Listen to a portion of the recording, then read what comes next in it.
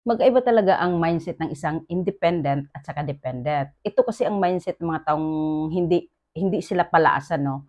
Regardless na may sumusuporta sa kanila or regardless na mayroon silang inaasahan o wala, talagang humahataw, nagtatrabaho sila kasi ayaw nila ng pabigat. Ayaw nila na mag-cause ng problema sa mga kakilala nila, kaibigan or lalo na sa pamilya. Ito naman ang mindset ng mga palaasa or yung mga dependent na tao, kaya sila hindi tudong nagtatrabaho, talagang hindi sila all out sa ginagawa nila kasi back in their mind, mayroon silang inaasahan.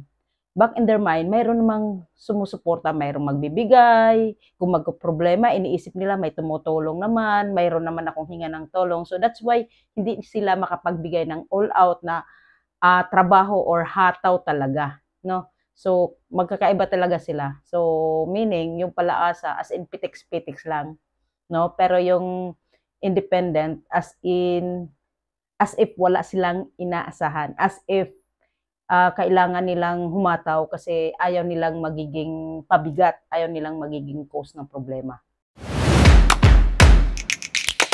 Magkaiba talaga ang mindset ng isang independent at saka dependent. Ito kasi ang mindset ng mga taong hindi hindi sila palaasan 'no. Regardless na may sumusuporta sa kanila or regardless na mayroon silang inaasahan o wala, talagang humahataw, nagtatrabaho sila kasi ayaw nila ng pabigat. Ayaw nila na mag-cause ng problema sa mga kakilala nila, kaibigan or lalo na sa pamilya. Ito naman ang mindset ng mga palaasa or yung mga dependent na tao, kaya sila hindi tudong nagtatrabaho, talagang hindi sila all out sa ginagawa nila kasi back in their mind, mayroon silang inaasahan.